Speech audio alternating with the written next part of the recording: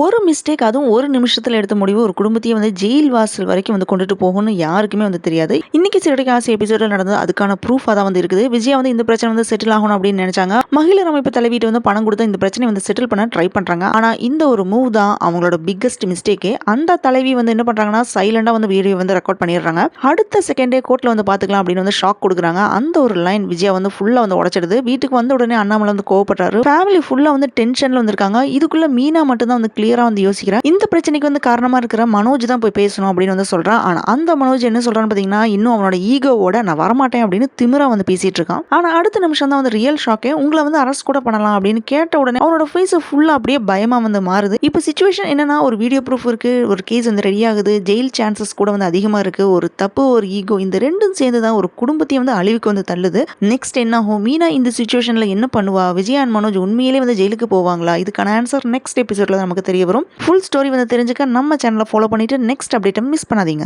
இந்த video பிடிச்சிருந்தனா like பண்ணுங்க, share பண்ணுங்க. அரேபியன் அணி சேனலை மறக்காம சப்ஸ்கிரைப் பண்ணி சப்போர்ட் பண்ணுங்க.